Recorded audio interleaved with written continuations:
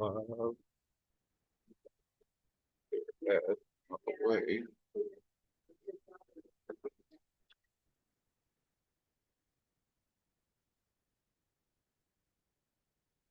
So what's the etiquette? Do I look at the camera or Well, I mean, it would have been a little bit conversational. I mean, probably. I mean, I try to do a mix of both. okay. So I try to, face the camera a couple times, and then, like I said, obviously, talk to each other too. So yeah, it's probably a mix of both.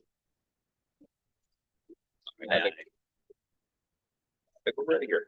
All right, and welcome to a new episode of the Creative Brew, giving you insights on your creative journey. Today, we have a great friend of mine, someone that I met through Humanity Showers, awesome artist. And I tried trying to bring on some more local creators, especially in the Oceanside Bay area, and then at the same time too, also trying to do some more in person recording. So thank you for Baba Coffee for allowing me to be able to record again. And they're a great supporter of the show.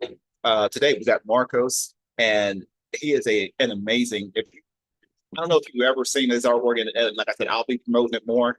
But he's got an amazing style. I love the style, love the artwork. He's got, he does really a variety of things, and he'll probably Mark will probably tell you a little bit more as far as what he does. But from doing charity work, art therapy work with community showers to doing art exhibits, everything in between. So I want to introduce Marcos. Marcos, you can share your story, and we'll go from there. you're really, really sweet. Thank you for all of that. Great praise. Um, well, I guess it really started in sometime in high school. I took an art class just really to had the thought it was like free credit, easy, draw some pictures and yeah, get it over with. But it ended up being this multimedia class, which I absolutely fell in love with because it was just being able to work with really a little bit of everything and kind of like tying it all together. That really was kind of where it started for me. And I kind of let it go for a few years until adulthood, really, when I kind of picked up art, kind of forgot about it for a little bit. Okay. Um, and honestly, I think it was because of COVID. I feel like COVID, it was like an awakening for a lot of people. It gave people the time to really focus on hobbies. I was still working through COVID, but I was mostly doing like dispatch work. So I was on the phone. I was in the back room all the time, not really interacting with Yeah. people. So it gave me time to just kind of start doodling, in my free time, my downtime where I'm on the phone with someone. I'm just drawing pictures and there were just like these crazy little characters. I feel like everybody starts drawing like the eyeballs, and Yeah. that's where it starts for everybody. They draw that one really good eye. Yeah.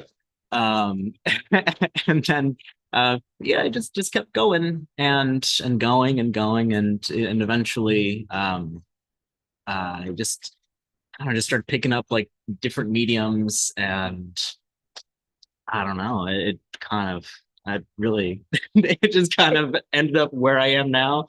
One thing led to another, but I feel like for the most part that's where it started, is that back room Yeah. with little to no interaction with people.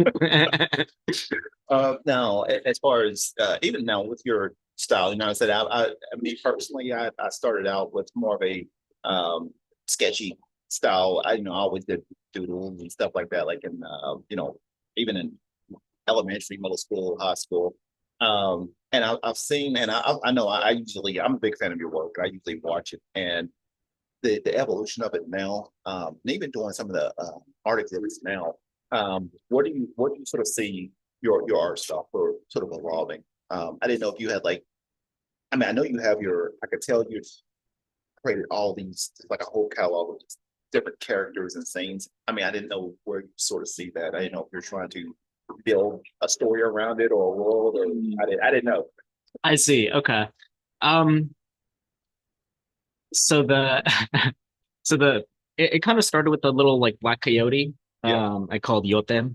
And that one, it's kind of a funny story, but uh I was with my employers and we were doing this drum journey. I know.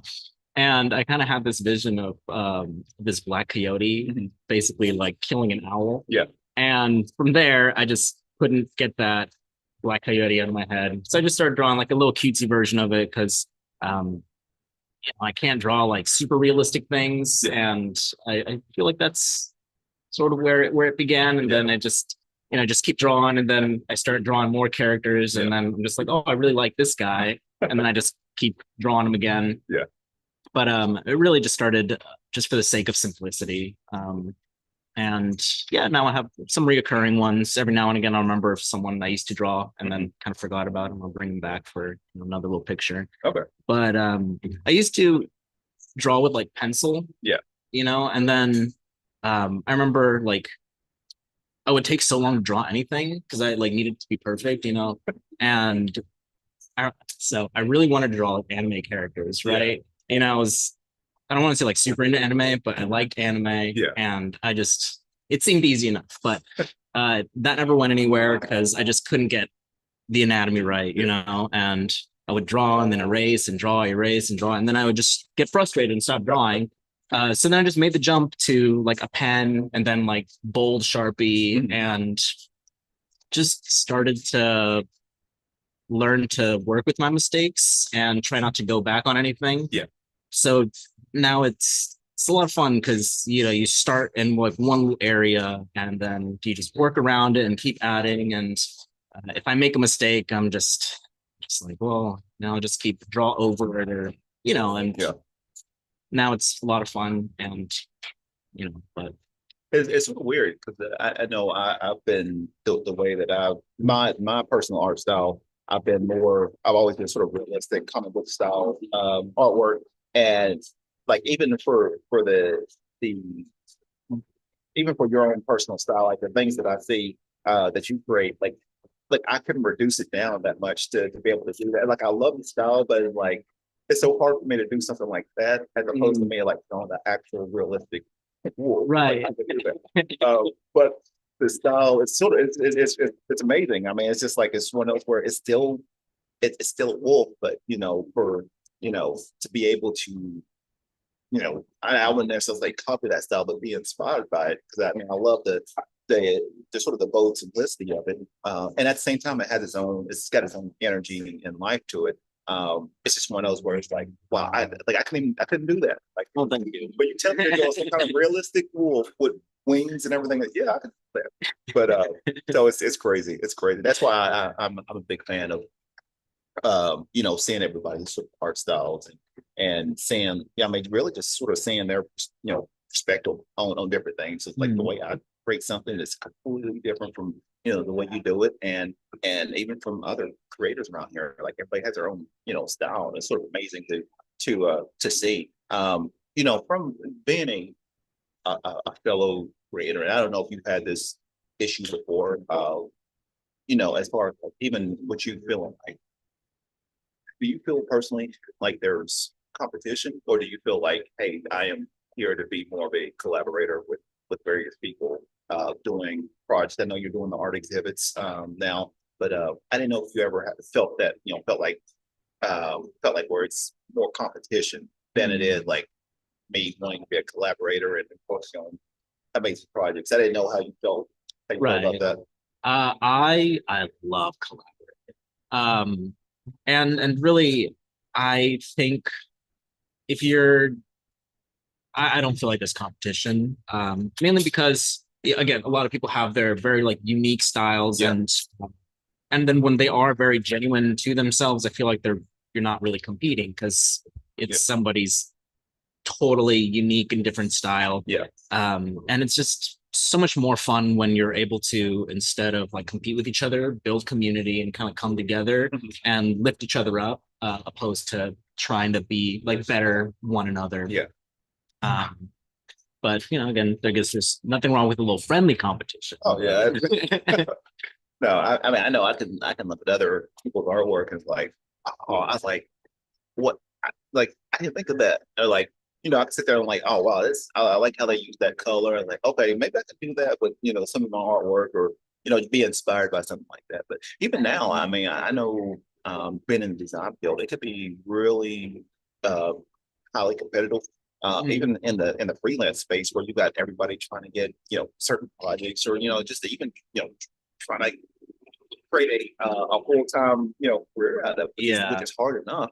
I think I found myself using the podcast is more like even creating the podcast. It allowed me to be more collaborative. To where it right. used to, I think starting out, I would be like, if I had another designer or something come up to me and ask maybe like, hey, how did you get your first client? I would me back then, I'd probably be like maybe a little bit apprehensive as far as Mm, like, no, I don't want to, I don't want to show how I did it. Now I'm like, yeah, I'll help you out. yeah, And I think doing this podcast sort of helped me to create that sort of collaborative space. I feel like uh, I'm not really in any kind of competition with anybody. I mean, I think right. everybody has their own style. Everybody has, their clients that they work with, or maybe people they would love to work with. And I think now being confident enough to be like, I'm not for everybody. Mm, And knowing that to where, maybe it's some people that would approach me, I would be like, no, I can give you to someone else. I mean, I can send you someone else that can help you out that might be a better fit. But there's see. specific people that I want to work with now. And I'm now being confident enough to be like, no, I don't have to take everything because I'm not ready. Right. And I know because I can be a people pleaser. I know that I've said yes to I've been there, projects to yeah. where I know I shouldn't have done it, and it's come back to bite me in the butt. So PSA for anyone that listens to this, you're not for everyone. But for those clients that you resonate with, you're gonna be that one person. You're gonna be that everything for that one person. So don't feel like you have to go for everybody. There will be You'll have your own audience. There will be people that you're going to connect with, that you're going to vibe with, and those are the clients for you. Amen. Amen to that. Yeah. And I want to add to that, just again, back to like the uniqueness of people. And I'll see this a lot in the art therapy sessions that I kind of go through. Is you give everybody the same instructions, the same guidelines, and they'll go wildly different Yeah. ways. And so again, just there's different minds and personalities and styles and stories that go into that work. And again, I do feel like everybody just, again, same guidelines, different Yeah. outcomes, which I think is amazing. I love, love, love, love, love seeing it. So right now, I mean, what things inspire you right now? I mean, I know you. I know you're always doing a lot of different things. I guess you sort of have to out here. But what gets you up in the morning? Um, you know, I think definitely is well being able to create and really like do things that I want to do. It's like it's as simple as that. There's this song that I really like, and the line goes, "I don't do things that I don't want to do. I just do as I please." Oh, It's Roger Miller. okay. Love his music, but I think about that a lot, and it really is just I wake up every day and I kind of think about what I want to do Yeah. that day. And it's right now learning to sew. Okay. Um, Now I have noticed, and I think I just saw it online where you just sold a jacket. It was I don't know if it was something was it a jacket that you sewn, or maybe you had some artwork on. both, both. Okay. Um, Why didn't know if you sewed? I didn't know if you sewed it or you gave it to you give it to Red. I did. I gave it to Amy. Okay. Yeah. Okay. Yeah, because I saw that jacket. That jacket was pretty cool. Thank you. Thank Um, you. I had taken a few like articles of clothing and cut them up and then stitch them into a jacket. But so originally I was screen printing and I really love screen printing. I totally fell in love with it. And I was kind of looking for the next thing to kind of add to that, and making custom clothing was that. Yeah. I was gifted a sewing machine. Shout out Joey, thank you. Um, and again, just completely fell in love with it, and just being able to add my artwork to these custom pieces of clothing that I make out of other clothing has just been such a such a joy. You know, it makes me so happy Yeah. when I've taken some dirty jeans and I've cut them up and turned them into something new. Yeah. Like this jacket here, made this one too. Oh, wow. But yeah, it's all pants and yoga pants. Yeah. That is wild. Yeah, so it's I'm still kind of learning. You know, it's a little crude right now, Yeah. but I even have a I don't know. I little, think fruit is in right now. let's see. I don't know if you can see my little logo in the back Oh, there, that's but cool. but it's been fun. Yeah. Man. So how does it feel? I mean, I know sometimes we can get into our little creative ruts at times. But Mhm. what does it feel like whenever you know, say for you, you know, you're starting to sew and you're starting to use some of the skills that you already have to create something or maybe jump into something wildly different. How does that feel for you? I didn't know because sometimes you have people that you know they got their ways of creating certain things, and sometimes they have to have certain limitations, parameters. And then some people love to just be able to experiment, mix and match. I'm one of the ones. I'm an experimenter, so I love to be like, okay, I've you know maybe me being more digital, I would love to go to something more handheld. That's why I started doing a lot of the coffee cups. Do something drastically different. Love it. Yeah. So how did for you? How did Mhm. that? You know, I didn't know how you feel about that. Like, how does your mind process whenever you're sewing something complete? You know, you're doing something completely different. I didn't know how that process is for you creatively. Um, to me, it's invigorating. I love to learn. And I do feel like when I stick to one medium for too long, I'll kind of just get, I don't want to say bored, but I'll experience some kind of fatigue.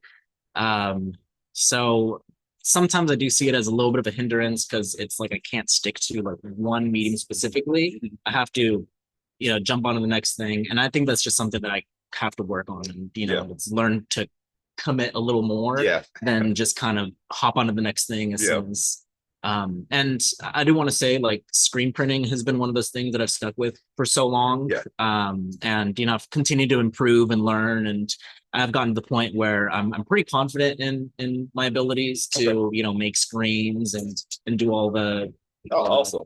all that stuff. Yeah. It's included in it. I know. I actually even coming out of college, I actually started in screen printing. So I was doing a lot of I've always done a lot of artwork in the screen printing industry, but you know, knowing the you know the process that actually sort of helped me out, even just going and working with my own clients. You know, a lot of them are looking for you know they need apparel done and need certain things done, and having the knowledge and skills to be able to be like, okay, yeah, I can get this you know produced if I need to. I think now I mean, for any creator, I think something you're doing really well is just learning how to you know collect skill sets, knowing how to you know screen print, knowing how to sew. You know, obviously you got your own. You're already doing your own, you know, illustrations and artwork, but collecting skills and knowing that you could apply, you know, those skills, you know, across various mediums. I mean, that's the way to go. And I try to tell a lot of even when I go to classes or even I'm speaking to a lot of different media classes, just learning how to experiment and I know in your case, just learning how to follow breadcrumbs. I'm still like you where my mind once I go down that rabbit hole, I start trying out new things. Yeah. But I think at the same time, I think it's more of just following the breadcrumbs. Like you would honestly, I think you wouldn't go down that path if somehow intrinsically like it was going to take you somewhere. Now I could see like, hey, maybe you know you get to a certain point like, okay, this is like obviously I'm not good at this, but you know for you to keep going, and like I said, you're obviously producing jackets. I think those breadcrumbs sort of lead to something else wildly different than what we can imagine. Yeah. So I do urge people to you know follow breadcrumbs. Don't feel like you have to be you know set in you know hey this is what I do. You got the freedom to Experiment. That's I think it is really important. Because again, you might find something that you really like. And even if you're not good at it at first, like just you know, keep working at it and again, it's just fun to learn things, and just again the possibilities just open up the more like different like types of skill sets you have, and the more you can experiment with that. And again, it's just more fun. Yeah. Definitely improves, they kind of improve each other, uplift the other skill, I guess, elevates them. So even with, I mean, obviously you do a lot of volunteer work with Humanity Showers here. For people who don't know about Humanity Showers, they actually do a lot of work with the homeless, resources, providing showers throughout the week. And Marcos is the art teacher there, and being able to really help a lot of people sort of express their feelings and emotions on canvas. How has that been? Sometimes you obviously I do volunteer work there too, so sometimes you do get your characters, but I didn't know how that personally for you how that's been. I absolutely love it. I had expanded outside of Humanity Showers to kind of like run classes elsewhere, mostly like senior centers, and I've found that that go into the actual Humanity Showers events were my personal favorites. Like I just love to be there, um, because it's just a fun community. We're just kind of drawing together. It helps me um, just also set some time apart to just kind of draw and just practice, different. I'm practicing portraits right now, so it gives me time to practice that. But yeah, it just kind of feels like a big hangout session, and we're just all drawing and painting, and just kind of seeing what everybody else is doing. And it's been really awesome seeing some of the folks like develop their own artistic skill set as well, opposed to the actual like I do more guided kind of experiences at like senior centers, and every now and again at like an event, and those are fun too. I enjoy them, but I found that definitely the most enjoyable ones are the ones with Humanity Showers. I did have to take a break from everything else. Like I put a pause on all those classes, and I was just happy doing my Wednesday and my Friday classes with them. But yeah, I love it. Love it. Good deal. Good deal. So right now, I mean, creative tips. What is a creative tip or tips for our audience?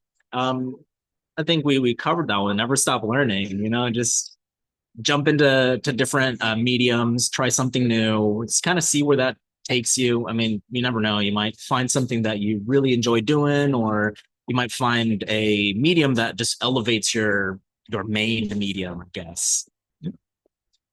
And then then like I said, I know you usually you're pretty good about posting out different events and other things. What do you have going on, maybe on the horizon? I didn't know if you had any kind of art events or anything collaborative events going on coming up soon. There there was I was trying to plan and get together an art event, but that one's kind of been put on hold. Just all like the event planning, while I do again enjoy doing it, I wanted to take a break from that as well and focus a little more on just producing more art and more doodles, drawing, getting some of the other projects a little more set up, um, finding ways to raise money for the art table as well. I'm always in need of like supplies, and I'm trying to find ways to make that a little more like self-funding, so that I'm not really asking for donations. It's more of it pays for itself, and then I can give away all the art equipment that I want to give. On top of that, again, just trying to develop myself a little more as a creator with the clothing and whatnot, and trying to get that up and running as well. Okay. But yeah, for now, events are on hold until further notice. But I mean, we can't do everything. I guess it'd be awesome to have your own little personal assistant. You could sit there and create different events. I wish. What would be the perfect scenario for you? Everything was free, and I didn't have to worry about a thing. I could just do whatever I wanted. That'd be the ideal situation. But yeah, I guess. Yeah. Well, so I mean, before we sign off, I mean, what are some words of wisdom? What's something that that would resonate with people's minds and hearts and spirits, and maybe something that maybe when they listen to this, next week or maybe a year from now, and they end up discovering Marcos. What's something you can give the audience? Um, that's a good one. That's a good question. um, Wake up ready to make yourself and the people around you happy. I don't know, do things that you like, uh, do things that you don't every now and again, but for the most part, you're alive one time. Do things that you love. Like that. I like it. So what's the best way for people to get in touch with you?